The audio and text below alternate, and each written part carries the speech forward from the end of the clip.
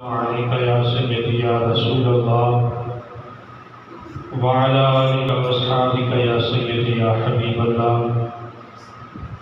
الصلاة والسلام عليك يا سيدي يا رسول الله وعلى آلك وأصحابك يا سيدي يا جد الحسن والحسين.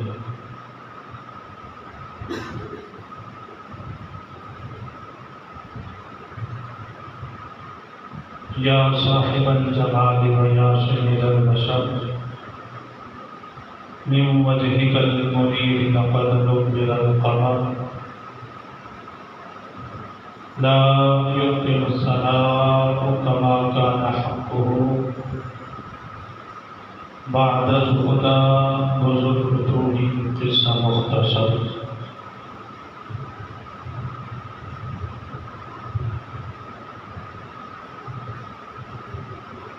حمد و ثنا کے بعد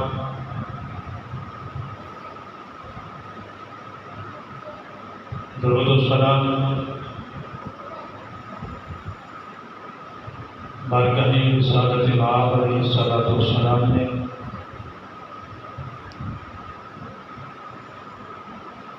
ہدیہ درود و سلام کا نذرانہ عقیدت پیش کرنے کے بعد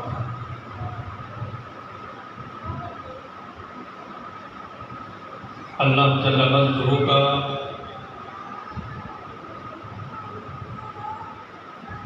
بے پایا لطف احسان ہے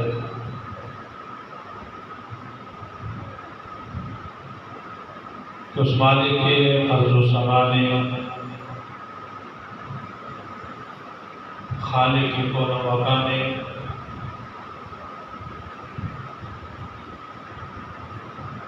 ہمیں جمعۃ مبارک کی یہ مقدس ساعتیں عطا فرمائی ہیں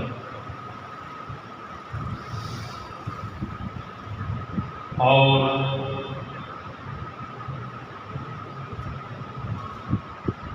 ان مقدس ساعتوں سے فیضیاب ہونے کے لیے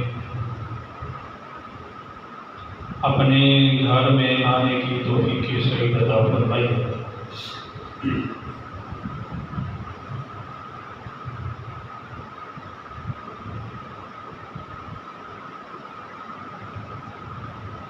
آج کی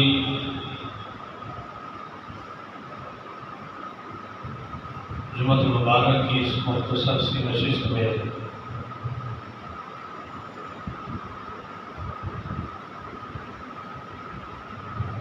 جس عنوان کو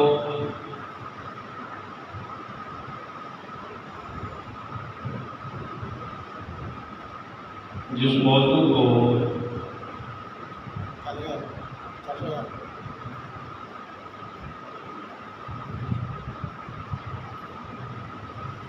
منتخب کیا ہے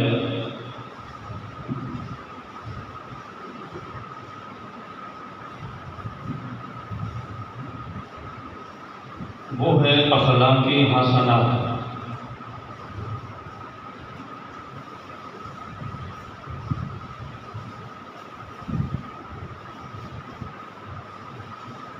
گزشتہ جمعۃ مبارک پر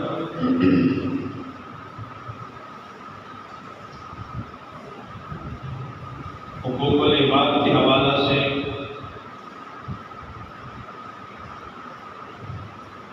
چند معروضات شام کی روز گزار کرنے کی سعادت حاصل کی تھی.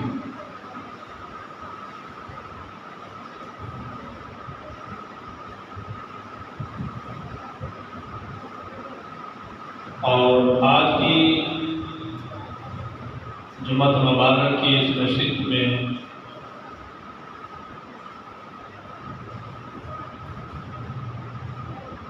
اخلاق حسنہ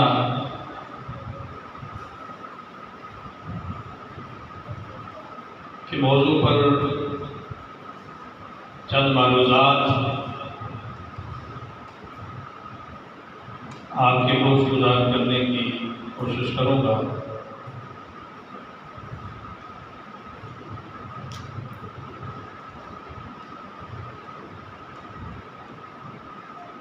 اخلاقی حسنہ کا تعلق بھی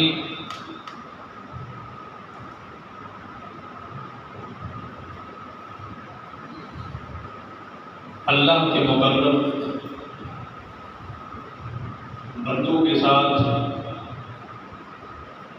اور انسانوں کے ساتھ ہے۔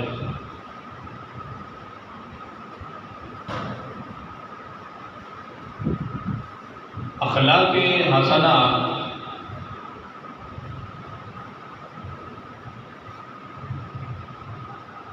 جس کا معنی ہمارا کردار، ہمارا گفتگو کرنے کا انداز، ہمارے بولنے چالنے کا انداز،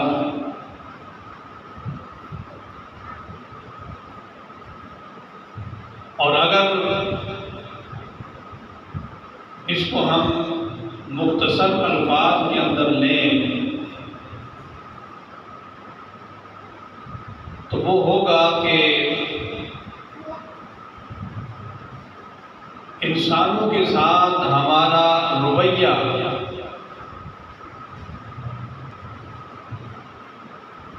اگر اچھا ہے تو وہ اچھے اخلاق کے زمرے میں آئے گا، اچھے اخلاق کے اندر آئے گا،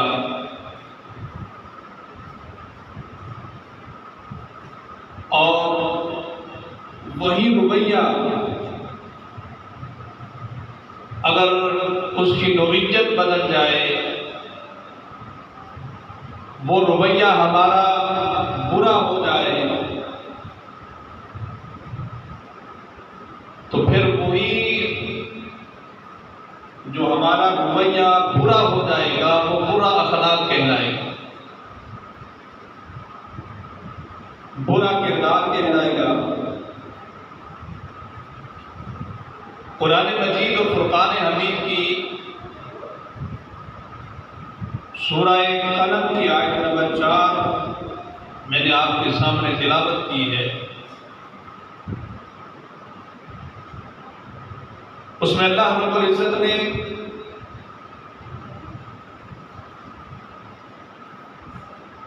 اپنے محبوب حضور تاجدار کائنات صلی اللہ علیہ وآلہ وسلم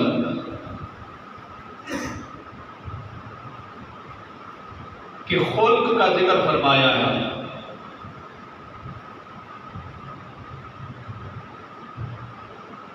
اللہ رب العالمین نے فرمایا اِنَّكَ لَعَلَىٰ خُلُقٍ عَظِيمٍ،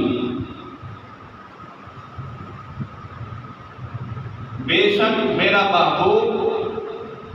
آپ خلق عظیم کے اوپر فائز ہیں، آپ کا خلق، آپ کے اخلاق بڑے عظیم ہیں۔ اور پھر میرے اور آپ کے آقا علیہ الصلوۃ والسلام خود اپنے متعلق ارشاد فرماتے ہیں کہ انما بعثت لأتمم مکارم الاخلاق۔ آقا علیہ الصلوۃ والسلام فرماتے ہیں کہ میں اس دنیا میں میرے بھیجنے کا، مجھے مبعوث فرمانے کا مقصد ہی یہ تھا کہ میں جو اخلاق حسنہ ہیں ان کی تکمیل کروں۔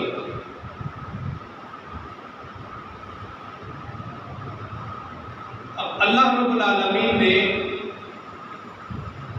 کیونکہ اپنے محبوب علیہ الصلوۃ والسلام کو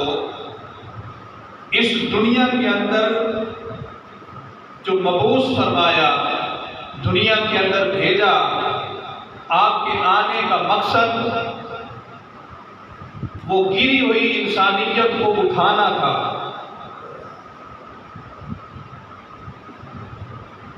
گری ہوئی انسانیت کو اٹھانا میرے اور آپ کے آقا علیہ الصلوۃ والسلام کا مقصد تھا اس دنیا میں آنے کا، کہ وہ انسانیت جو راہ راست سے بھٹک چکی ہے، جو ہدایت کے راستے سے ہٹ چکی ہے، اس بھٹکی ہوئی انسانیت کو راہ راست پر لگانے کے لیے اللہ رب العالمین نے اپنے محبوب کو دنیا میں بھیجا۔ تو اب اگر اس نے اپنے محبوب کو اس دنیا میں ایک مقصد دے کر بھیجا اور وہ مقصد آقا علیہ الصلوۃ والسلام کا گری ہوئی انسانیت کو اٹھانا تھا، بھٹکی ہوئی انسانیت کو راہ راست پر لانا تھا، تو اس مقصد میں کامیاب ہونے کے لیے اخلاق کا بہترین ہونا بہت ضروری تھا۔ آقا علیہ الصلوۃ والسلام نے جب قریش مکہ کو دعوت اسلام دی، اللہ کی توحید کی طرف بلایا، اس کی وحدانیت کی طرف بلایا،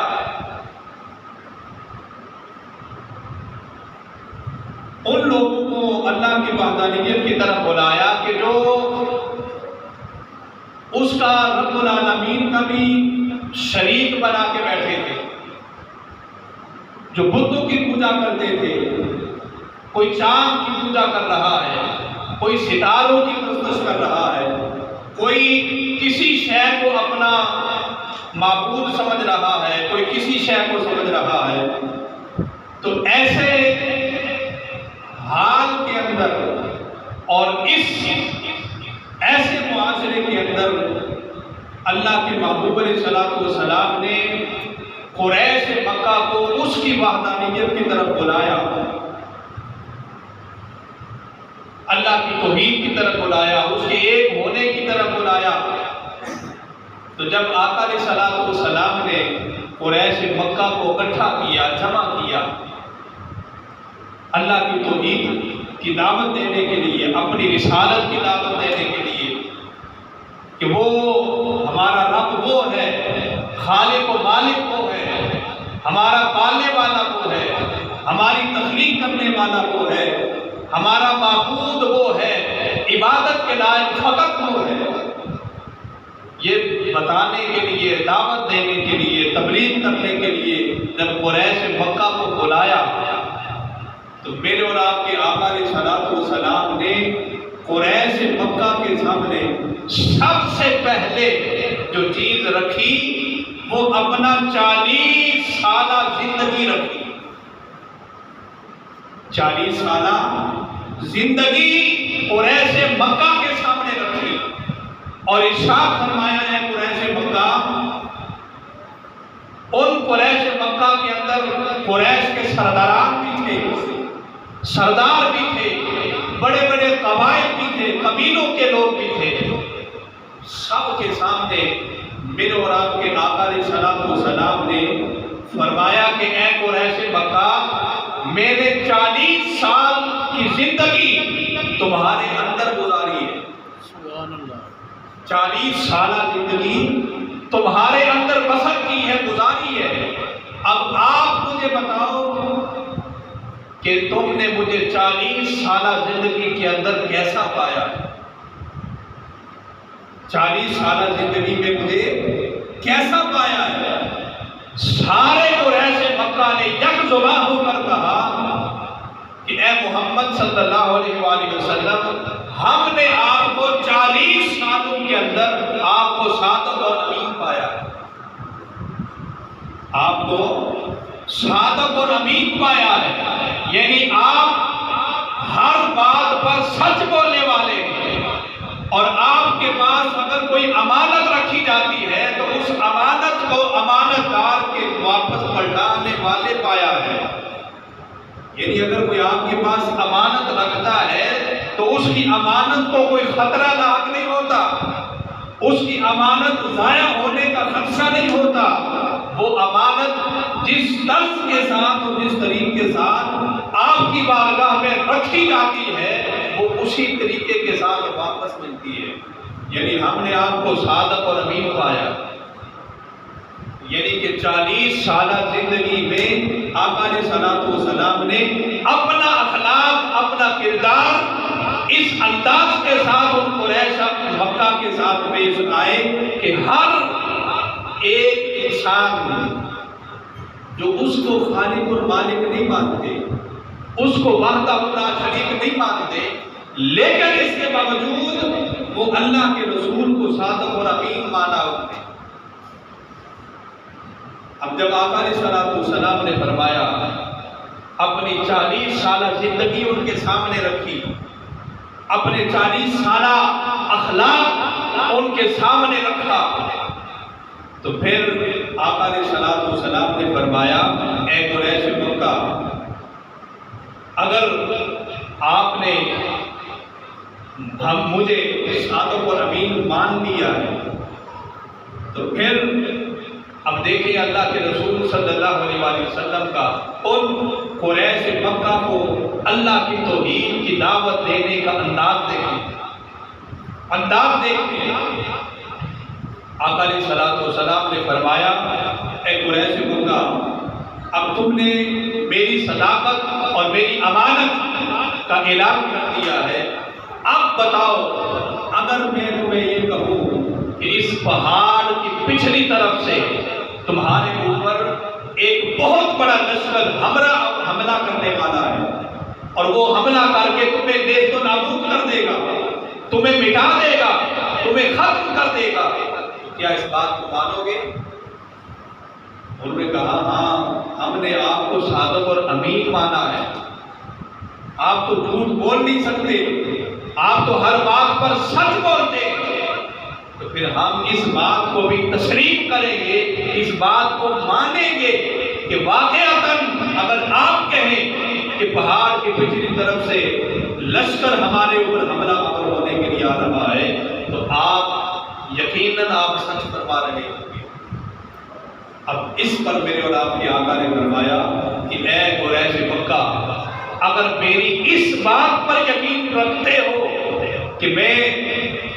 اگر پہاڑ کی پچھلی طرف سے تمہارے اوپر کہوں کہ لشکر حملہ آور ہونے کے لیے آ رہا ہے، اس بات کو اگر مانتے ہو تو پھر اسی زبان، میری زبان حق ترجمان پر یقین کر لو کہ اللہ ایک ہے، یقین کر لو کہ اللہ ایک ہے، ہمارا خالق ایک ہے، ہمارا مالک ایک ہے، ہمارا رازق ایک ہے، وہی ہے جو ہم عبادت کے لائق ہیں، وہی ہے کہ جس کی عبادت ہم کرتے ہیں، اور آپ کو بھی دعوت ہے، تمہیں بھی دعوت ہے کہ تم بھی اس وحدہ اللہ شریک کے بندے بن جاؤ، اس کی بندگی کرو، بجائے اس کے کہ 360 بتوں کے سامنے اپنی زمین کو جھکاؤ، ان 360 کو چھوڑ کر ایک کے بن جاؤ، ان 360 کو چھوڑ کر ایک کے بن جاؤ، ایک اس خالق و مالک کے بندے بن جاؤ۔ لیکن اس پر پھر انہوں نے شور مچانا شروع کر دیا کہ اے محمد صلی اللہ علیہ وآلہ وسلم، ہم نے آپ کو صادق اور امین مانا ہے، لیکن یاد رکھیں ہمیں 360 سے ہٹا کر آپ ایک کی طرف لے کے جانا چاہتے ہیں، اس بات کو ہم تسلیم نہیں کریں گے، اس بات کو ہم نہیں مانیں گے۔ تو عرض کرنے کا مقصد یہ ہے کہ آقا علیہ الصلوۃ والسلام کیونکہ دنیا میں اللہ کے دین کی تبلیغ کے لیے آئے تھے، تو دین کی تبلیغ کے لیے سب سے ضروری بات یہ ہے کہ انسان کا اخلاق اچھا ہو، انسان کا اخلاق اچھا ہو، انسان کی زبان میں نرمی ہو، انسان کے لہجے کے اندر نرمی ہو۔ جب ہم تک ہماری زبان میں نرمی نہیں ہوگی، جب تک ہماری زبان میں پیار نہیں ہوگا، ہمارے لہجے کے اندر محبت جھلک نہیں پا رہی ہوگی، تو پھر ہم کسی کو دین کی طرف نہیں بلا سکتے، پھر وہ ہماری بات پر، ہماری زبان پر یقین نہیں کرے گا۔ قرآن مجید کے اندر اللہ رب العالمین نے اپنے محبوب علیہ الصلوۃ والسلام سے فرمایا ہے، میرے محبوب صلی اللہ علیہ وآلہ وسلم، اگر آپ سخت دل ہوتے، اگر آپ سخت دل ہوتے تو آپ کے پاس کوئی نہ آتا، اگر آپ کا دل سخت ہوتا، سختی ہوتی آپ کے دل میں، تو پھر آپ کے پاس کوئی نہ آتا۔ تو گویا کہ آقا علیہ الصلوۃ والسلام کا دل نرم تھا، آپ رحمت کے پیکر بن کر دنیا میں جلوہ گر ہوئے تھے، تو وہی رحمت جو اللہ کی بارگاہ سے لے کر آپ دنیا میں آئے تھے، اپنی اس رحمت کی خیرات اپنے دین کے مبلغین کو عطا فرمائی، اپنے ہر امتی کو عطا فرمائی کہ اے میرے غلام اپنی زبان کو ایسا کر لے کہ تیری زبان سے کسی کو تکلیف نہ پہنچے، تیری زبان سے کسی کو تکلیف نہ پہنچے، تیری زبان سے کسی کو اذیت نہ پہنچے۔ میرے اور آپ کے آقا علیہ الصلوۃ والسلام کی ذات تو وہ ذات ہے کہ بڑے سے بڑے دشمن کو بھی آپ نے معاف فرما دیا، بڑے سے بڑے دشمن کو بھی آپ نے آپ کو گزر کے پیکر تھے آقا علیہ الصلوۃ والسلام، اور پھر آقا علیہ الصلوۃ والسلام کی زندگی سے ہی تو ہم نے سب کچھ لینا ہے۔ قرآن مجید کے اندر اللہ رب العالمین نے فرمایا لقد کان لکم فی رسول اللہ اسوۃ حسنہ، لوگوں میرے محبوب کی زندگی تمہارے لیے اسوہ حسنہ ہے۔ تمہارے لیے اگر زندگی کو احسن گزارنا چاہتے ہو، اچھا گزارنا چاہتے ہو تو میرے محبوب کی زندگی کو دیکھ لو، میرے نبی کی زندگی کو دیکھ لو کہ میرے نبی نے اپنی زندگی کو کس انداز کے ساتھ گزارا ہے، جس طریقے کے ساتھ اور جس انداز کے ساتھ میرے محبوب نے، میرے نبی نے زندگی کو گزارا ہے۔ تم بھی میرے محبوب کے نقش قدم پر چل جاؤ، تمہاری زندگی بھی احسن ہو جائے گی، تمہاری زندگی بھی اچھی ہو جائے گی، تمہارا اخلاق بھی اچھا ہو جائے گا، تمہاری سیرت بھی اچھی ہو جائے گی، تمہارا کردار بھی اچھا ہو جائے گا۔ تو آقا علیہ الصلوۃ والسلام نے کیونکہ عفو درگزر کا پیکر تھے تو آپ نے اپنے بڑے سے بڑے دشمن کو بھی معاف فرما دیا۔ طائف کے مقام پر آقا علیہ الصلوۃ والسلام اللہ کے محبوب صلی اللہ علیہ وآلہ وسلم لوگوں کو دعوت دین دینے کے لیے تشریف لے گئے، اللہ کی وحدانیت اور اللہ کی توحید کی طرف بلانے کے لیے تشریف لے گئے۔ تو جب آقا علیہ الصلوۃ والسلام نے طائف کے لوگوں کو اللہ کی وحدانیت کی طرف بلایا تو طائف کے لوگوں نے آقا علیہ الصلوۃ والسلام کے اس دعوت پر انہوں نے اوباش بچوں کو، نوجوان بچوں کو آقا علیہ الصلوۃ والسلام کے پیچھے لگا دیا اور انہوں نے اس پیکر نبوت کو پتھر مارے، وہ پیکر جو رحمت للعالمین ہے، وہ پیکر یتیم جو رحمت للعالمین ہے، ان کو پتھر مارے، حتیٰ کہ یہاں تک کہ آقا علیہ الصلوۃ والسلام کا جسم یطہر لہولہان ہو گیا، خون بہنے لگا، خون نکلنے لگا آقا علیہ الصلوۃ والسلام کے جسم سے۔ جب یہ حال اللہ رب العالمین نے اپنے محبوب کا دیکھا، اب دنیا کا اندازہ کر لیں کہ کوئی شخص جو آپس میں محبوب و محب ہو، ایک دوسرے سے محبت کرنے والے ہیں، تو جب وہ اپنے کسی محبوب کو، اپنے اس دوست کو زخمی دیکھے، اس کے جسم کو زخموں سے چور دیکھے، تو خود اندازہ کر لیں کہ اس کی جو محبت ہے اس کا حال کیا ہوتا ہے، اس کی تڑپ کا حال کیا ہوتا ہے، اس کی چاہت کا حال کیا ہوتا ہے۔ تو پھر وہ تو رب العالمین ہے، وہ اپنے محبوب سے محبت کرتا ہے، تو جب وہ اپنے محبوب سے محبت کرتا ہے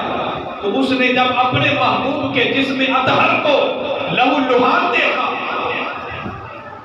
فوراً جبریل کو بھیجا، اے جبریل امین پہاڑوں کے فرشتوں کو ساتھ لے کر بارگاہ مصطفیٰ میں جا کر حاضر ہو جا اور جا کر میرے محبوب سے عرض کر یا رسول اللہ صلی اللہ علیہ وسلم، اگر آپ اجازت دیں تو ہم یہ طائف کی دونوں پہاڑیوں کو آپس میں ملا کر اس بستی کو، طائف کی بستی کو صفائے ہستی سے مٹا دیں، اس بستی کے اندر بسنے والے ہم فرد کو دیش کو نابود کر دیں، اس کو مٹا دیں، اس کو ختم کر دیں کہ جس کے بچوں نے بھی آپ کی جسم کو لہولہان کیا ہے، میرے اور آپ کے آقا علیہ السلام نے عرض کیا باری تعالیٰ تو نے مجھے رحمت للعالمین بنا کر بھیجا، تو نے مجھے رحمت بنا کر دنیا میں بھیجا ہے، میں تو رحمت بن کر آیا ہوں، زحمت بن کر نہیں آیا ہوں، تو لہذا باری تعالیٰ میں ان کے لیے بد دعا نہیں کروں گا۔ حالانکہ پہلی امتوں کے لوگ اور پہلے نبی جو اتنی دیر اور اتنا عرصہ اپنی امت کے لوگوں کو دعوت دیتے رہے، لیکن جب انہوں نے بات کو نہ مانا انہوں نے اللہ کی بارگاہ میں بد دعائیں کی، اپنی امت کے لیے بد دعائیں کی کہ ان کو باری تعالیٰ تو میری بات کو نہیں مانتے، جو تیری طرف نہیں آتے، ان کو مٹا دے، ان کو ختم کر دے۔ وہ بد دعائیں کرتے رہے، لیکن قربان جائیں آقا علیہ السلام کی عظمت پر، آقا علیہ السلام کی شان پر میرے آقا نے عرض کیا باری تعالیٰ کیا ہوا جو انہوں نے مجھے نہیں پہچانا، جو انہوں نے مجھے نہیں پہچانا، تو باری تعالیٰ کیا ہوا شاید ان کی نسلوں میں کوئی بچہ پیدا ہو جائے جو میری پہچان کر، جو مجھے پہچان جائے، جو تمہیں پہچان جائے۔ اگر انہوں نے نہیں پہچانا تو پھر کیا ہوا؟ پھر کیا ہوا؟ غزوہ احد کے اندر، غزوہ احد میں آقا علیہ السلام کا دندان مبارک شہید ہوا، اور یہاں تک کہ یہ افواہ بھی پھیل گئی کہ معاذ اللہ آقا علیہ السلام اللہ کے نبی شہید ہو گئے، شہید ہو گئے۔ جب غزوہ ختم ہوا، جنگ ختم ہوئی، تو بعد میں صحابہ اکرام نے عرض کیا کہ ان لوگوں نے آپ کے اوپر اتنا ظلم کیا ہے کہ آپ کے دندان والوں کو بھی شہید کر دیا ہے، تو لہٰذا آپ ان کے لیے بد دعا کر دیں۔ میرے آقا نے عرض کیا، فرمایا کہ لوگوں میرے صحابہ میں ان کے لیے بد دعا نہیں کروں گا، میں بد دعا کرنے کے لیے دنیا میں نہیں آیا، میں تو لوگوں کو کے لیے دعائیں کرنے کے لیے آیا،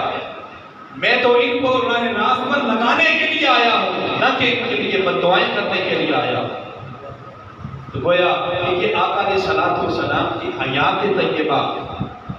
آقا علیہ السلام کی زندگی، اسی لیے پھر اللہ نے فرمایا انک لعلی خلق عظیم، اے میرے محبوب آپ خلق عظیم کے پیکر ہیں، آپ کا خلق، آپ کا اخلاق عظیم ہے،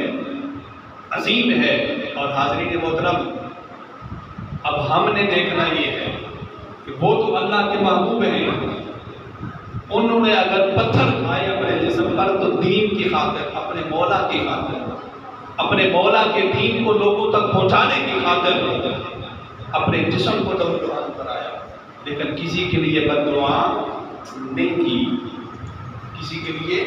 بد دعا نہیں کی۔ تو اب ہمیں سبق کیا ملتا ہے، ہمیں پیغام کیا ملتا ہے آقا علیہ السلام کی حیات طیبہ سے، کہ ہماری زبانیں بھی ایسی ہو جائیں کہ ہماری زبان سے کسی کو اذیت نہ پہنچے، ہماری زبان اور ہمارے لہجے سے کسی کو تکلیف نہ پہنچے، ہم کسی کے لیے بد دعا نہ کریں، ہم بھی عفو و درگزر کے پیکر بن جائیں۔ اگر کوئی ہمارے ساتھ زیادتی کر بھی دے تو پھر ہم عفو و درگزر یعنی معاف کرنے والے بن جائیں۔ اگر ہم معاف کرنے والے بن جائیں گے تو پھر معاشرے سے ظلم ختم ہو جائے گا، ظلم ختم ہو جائے گا۔ اگر کوئی میرے ساتھ زیادتی کرتا ہے، ایک بار کرے گا، 2 بار کرے گا، 3 بار کرے گا، جتنی مرضی بار کر لے، اگر ہر بار میں نے خندہ پیشانی کے ساتھ اس کو معاف کر دیا تو آخر ایک وقت ایسا آئے گا کہ وہ یہ کہنے پر مجبور ہو جائے گا کہ یہ تو آگے سے ٹس سے مس نہیں ہوتا، یہ تو مجھے معاف کر رہا ہے، یہ تو مجھے معافیت دے رہا ہے، اب مجھے کچھ کرنے کی ضرورت نہیں ہے۔ لیکن ہمارا حال کیا ہے کہ ہم تو خوش آمدیں زیادہ چاہتے ہیں کہ ہماری بس خوش آمد ہوتی رہے۔ یاد رکھ لیں مولانا روم رحمۃ اللہ تعالیٰ علیہ، مولانا جلال الدین رومی رحمۃ اللہ تعالیٰ علیہ، آپ نے ایک مثال دی ہے اور وہ مثال بڑی اچھی ہے سمجھ کے لیے۔ اگر ہماری دل و دماغ میں وہ اتر جائے، وہ فرماتے ہیں کہ اے بندے تیرے اندر ایک ایسا نفس کا چوہا ہے، نفس کا چوہا ہے تیرے اندر جو تیرے گندم کو ہر وقت کاٹتا رہتا ہے۔ وہ فرماتے ہیں مولانا روم رحمۃ اللہ تعالی علیہ کہ اے بندے تو 40 سال 45-50 سال سے نمازیں پڑھ رہا ہے، روزے رکھ رہا ہے، حج و زکات کر رہا ہے، 40 سال سے اپنی زندگی کو اس طریقے کے ساتھ گزار رہا ہے، لیکن وہ 40 سال جو تو نے نمازیں ادا کی ہیں ان کا کوئی اثر نظر نہیں آ رہا، ان کا کوئی اثر نظر نہیں آ رہا۔ وہ 40 سال تو نے کیسے گزار دیے ہیں؟ وہ 40 سال اپنے ظاہر کو تو سنوارتا رہا مگر اپنے باطن کو نہیں سنوارا، ان کو اپنے اندر لے کر نہیں گیا۔ کیا مطلب کہ ظاہراً تو نماز بھی پڑھتا رہا، وضو کرتا رہا، ساری عبادات کرتا رہا، لیکن جب زبان کی باری آئی تو زبان تیری کرخت ہو گئی، تیری زبان کڑوی ہو گئی، تیرے ہاتھ کے اندر اتنی طاقت نہیں کہ تو اپنے اس ہاتھ سے کسی انسان کو فائدہ دے سکے، تیرے ہاتھ سے دنیا کو نقصان ہوتا ہے تو پھر تیری نماز کا کوئی فائدہ نہیں۔ اس لیے وہ فرماتے ہیں کہ تیرے نفس کا ایک ایسا چوہا ہے، گندم کی بوریاں اگر گھر کے کمرے میں رکھ دے اور کمرہ بند کر دے، چوہا اندر چلا جائے تو اس نے کاٹنا شروع کر دینا ہے، اس نے ہماری اس گندم کو خراب کر دینا ہے۔ وہ فرماتے ہیں کہ یہ گندم ہے ہماری، کیا جو ہم اعمال کرتے ہیں، نماز پڑھتے ہیں، روزہ رکھتے ہیں، حج کرتے ہیں، صدقات و خیرات کرتے ہیں، یہ سارے اعمال ہماری گندم کی مانند سمجھ لیں، مگر اس گندم کو ہمارے جو نفس کا چوہا ہے، ہماری خواہشات کا جو چوہا ہے وہ تو ان کو کاٹتا جا رہا ہے، اس نے تو ختم کر دیا ہے۔ جب تک ہم اپنے اس نفس کو نہیں مانیں گے، اس کے اندر سے اس کی میں کو ختم نہیں کریں گے، اس وقت تک یہ اعمال اللہ کی بارگاہ میں قبول نہیں ہوں گے، اللہ کی بارگاہ میں قبول نہیں ہوں گے۔ اللہ کی بارگاہ میں ہمارے اعمال تب قبول ہوں گے جب ہم اللہ کی مخلوق کے ساتھ ہمارا برتاؤ اچھا ہوگا، ہمارا اخلاق اچھا ہوگا، ہمارا میل ملاپ اچھا ہوگا، ہمارے چہرے کے اوپر مسکراہٹ ہوگی اور ہمارا چہرہ اپنے مسلمان بھائی کو دیکھ کر کھل اٹھے گا۔ آقا علیہ الصلوۃ والسلام نے فرمایا کہ لوگوں، کسی بھی انسان کو مسکراہٹ دینا اس کے چہرے کے اوپر، یہ بھی ایک بہت بڑا صدقہ ہے، اور کسی کو مسکراہٹ کے ساتھ ملنا، کسی کو مسکراہٹ عطا کرنا، میرے آقا فرماتے ہیں یہ بھی بہت بڑا صدقہ ہے، یہ بھی بہت بڑا صدقہ ہے۔ اور پھر راستے سے آقا علیہ السلام فرماتے ہیں کوئی ایک کانٹا بھی ہٹانا، ایک کانٹا راستے سے ہٹا دینا، میرے آقا فرماتے ہیں یہ بھی صدقہ ہے۔ اب وہ کانٹا ہٹانے کا کیا مطلب کہ وہ کانٹا اگر ہم نے راستے سے ہٹایا ہے تو اس نیت سے ہٹایا ہے کہ میرے پیچھے آنے والا کوئی شخص اس سے اس کو نقصان نہ ہو، دوسرے انسان کی فائدے کے لیے ہم نے وہ اینٹ راستے سے ہٹا دی، وہ پتھر راستے سے ہٹا دیا، وہ کانٹا راستے سے ہٹا دیا، تو پھر آقا علیہ السلام فرماتے ہیں یہ بھی بہت بڑا صدقہ ہے۔ صدقہ صرف کسی کو پیسے دینا ہی نہیں ہے، بلکہ میرا عقیدہ اور میرا ایمان تو یہ ہے کہ آپ شاید پیسے جب دے رہے اس میں تو ریاکاری آ سکتی ہے، دکھلاوا آ سکتا ہے، تو دکھلاوے والا عمل بھی اللہ کی بارگاہ میں قبول نہیں ہے۔ تو جب دکھلاوے والا عمل اللہ کی بارگاہ میں قبول نہیں ہے، اگر ہم پیسے کسی کو دیتے ہیں تو شاید ہمارے ذہن کے اندر یہ سوال آ جائے کہ لوگ کہیں کہ یہ بڑا سخی ہے، یہ بڑا سخی ہے، یہ تو بڑی سخاوت کرنے والا ہے۔ جب اتنا سا خیال بھی اگر دل میں آ گیا تو پھر وہ دینے کا، وہ صدقہ کرنے کا کوئی فائدہ نہیں ہے. اور اگر راستے سے کوئی پتھر ہٹاتا ہے تو وہ تو یہ نہیں ہٹائے دیکھے گا کہ میں یہ پتھر پتہ نہیں کیوں ہٹا رہا ہوں. وہاں ریاکاری کا بھی شائبہ نہیں ہے. کوئی دیکھ نہیں رہا آپ کو کہ آپ نے راستے سے پتھر ہٹایا ہے. اب نیت آپ کی یہ ہے کہ میں کسی بھی آنے والے انسان کو نقصان سے بچا رہا ہوں, اس کی ٹھوکر لگنے سے اس کو بچا رہا ہوں, تاکہ اگر مجھے ٹھوکر لگی ہے تو میرے بعد آنے والے کسی شخص کو اس سے ٹھوکر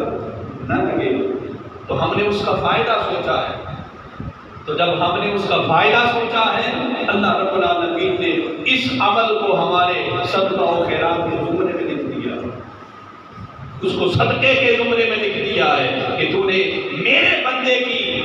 بہتری کے لیے اور میرے بندے کی حفاظت کے لیے تو نے یہ عمل کیا ہے, میں تمہیں اس سے بھی محروم نہیں کروں گا. اور پھر آقا علیہ السلام نے حدیث پاک میں جو میں نے تلاوت بھی کی تھی, میرے اور آپ کے آقا علیہ السلام نے فرمایا کہ لوگوں تم میں سے کامل ترین ایمان والا وہ شخص ہے, ان اکمل المؤمنین ایمانا احسنهم خلقا. فرمایا کہ تم میں سے کامل ترین ایمان والا وہ شخص ہے کہ جس کا اخلاق اچھا ہے. یہاں پر یہ نہیں فرمایا کہ تم میں سے کامل ترین ایمان والا وہ ہے جو سب سے زیادہ نمازی ہے, جو نمازیں زیادہ پڑھتا ہے. نہیں, یہ بھی نہیں فرمایا کہ تم میں سے کامل ترین ایمان والا وہ ہے جو روزے رکھتا ہے. نہیں, فرمایا احسنهم خلقا, کامل ترین ایمان والا وہ ہے کہ جس کا اخلاق اچھا ہے, جس کا لوگوں کے ساتھ میل ملاپ اچھا ہے, لوگوں کے ساتھ پیار اور محبت سے پیش آتا ہے, لوگوں کے ساتھ اپنے دل کو کھلا رکھتا ہے, دل کو فراخ رکھتا ہے, دل کے اندر گھٹن محسوس نہیں کرتا, کسی کو تنگ نہیں کرتا, کسی کے لیے اپنے چہرے کے اوپر گھٹن محسوس نہیں کرتا, ہر ایک کے ساتھ خوشی کے ساتھ ملتا ہے. اور اگر اس کے ساتھ کوئی زیادتی ہو بھی جائے تو اس کو بھی خندہ پیشانی سے معاف کر دیتا.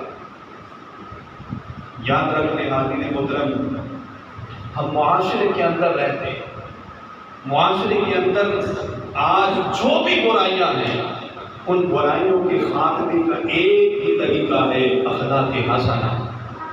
اگر ہمارا اخلاق اچھا ہو گیا, ہمارا کردار اچھا ہو گیا, ہمارا لوگوں کے ساتھ بات کرنے کا انداز اچھا ہو گیا, ہم ہر ایک کے ساتھ مسکرا کر ملنے والے بن گئے, تو معاشرے سے کئی برائیاں ایسی ہیں جو ختم ہو جائیں. معاشرے سے بہت سی برائیاں صرف اور صرف اخلاق حسنہ کو اپنانے کے لیے سے ختم ہو سکتی ہیں. اور بالخصوص جو احباب دین کی تبلیغ کرنے والے ہیں ان کے دل تو ماشاءاللہ اور زیادہ خراب ہونے چاہیے کہ ہم نے تو دین کی تبلیغ کرنی ہے, اس دین کی جو دین اخلاق حسنہ کی کا درس دیتا ہے, جو ہمیں اخلاق حسنہ سکھاتا ہے. جب ہم خود ہی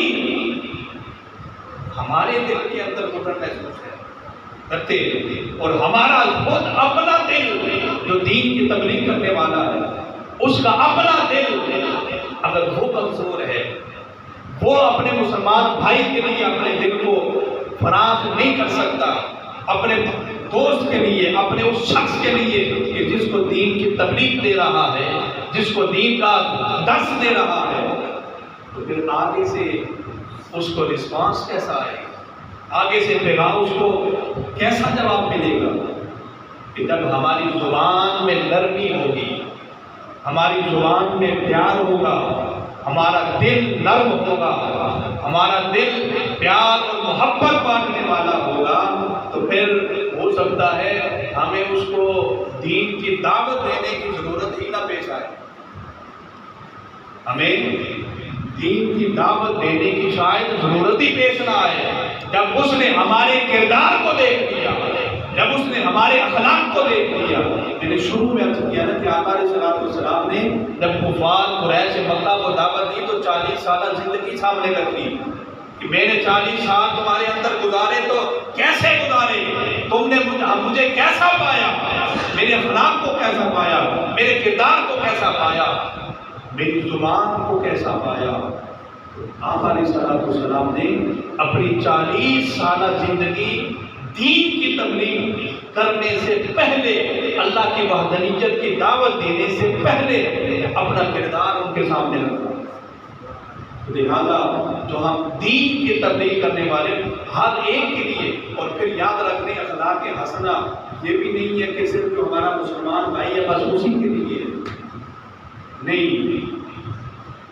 اگر کوئی غیر مسلم بھی ہے، کسی غیر مسلم کے ساتھ بھی ہمارا دین، ہمارا اسلام زیادتی کرنے کی اجازت نہیں دیتا۔ غیر مسلم ہی کیوں نہ ہو، ہمارا عقیدہ اور ہمارا ایمان جو ہے اس پہ تو ہماری پختگی ہونی چاہیے، اپنے ایمان سے متزلزل نہیں ہونا چاہیے، لیکن جو ہمارا کردار ہے وہ بے شک غیر مسلم بھی ہے تو غیر مسلم کے لیے بھی ہمیں موم ہونا چاہیے، تبھی تو اس نے ہمارے دین کو ماننا ہے۔ یہ تو دین کا ماننے والا شخص ہے، اسلام کا ماننے والا شخص ہے، یہ تو اسلام کا پیروکار ہے، یہ تو اسلام کے راستے پر چلنے والا ہے۔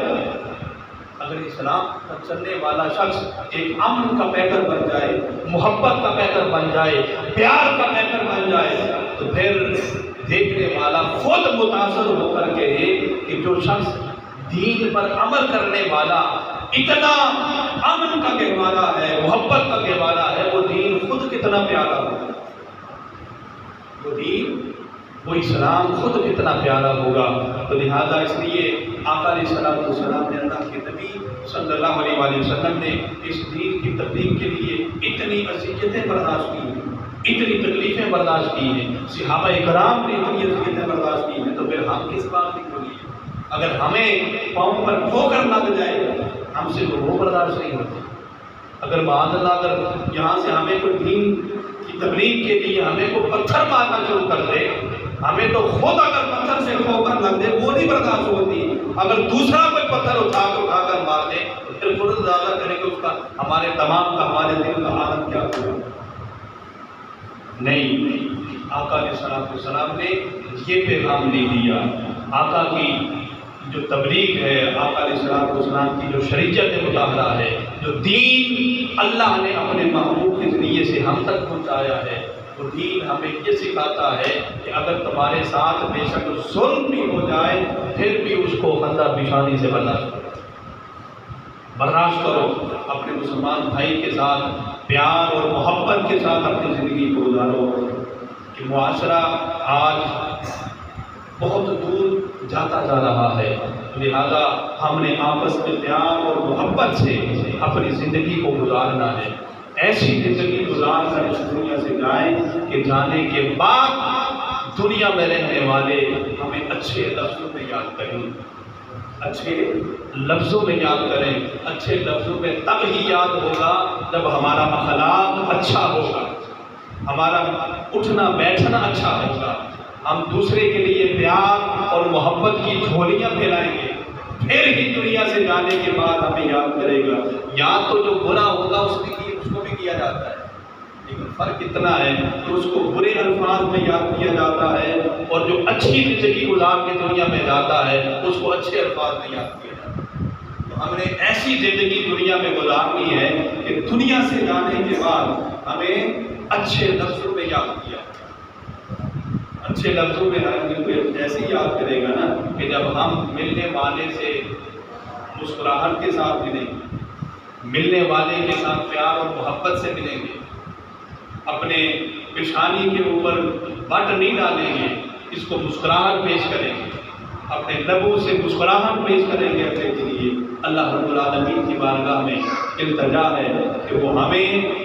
ہمارے اخلاق کو اخلاق حسنہ بنا دے، اگر ہمارے برے اخلاق ہیں تو ان اخلاق کو اچھا کر دے، ہمارے اس کردار کو اچھا کر دے، تاکہ ہمارا جو معاشرہ ہے اس معاشرے کے اندر پیار پھلنے پھولنے لگ جائے، اس میں محبت پھلنے پھولنے لگ جائے۔ اللہ رب العالمین ہم سب کا حامی و ناصر ہو، اور ہمیں آپ علیہ السلام کی اسوہ حسنہ کو اپنی زندگیوں میں نافذ کرنے کی توفیق عطا فرمائے۔ وآخر دعوانا ان الحمد للہ رب العالمین۔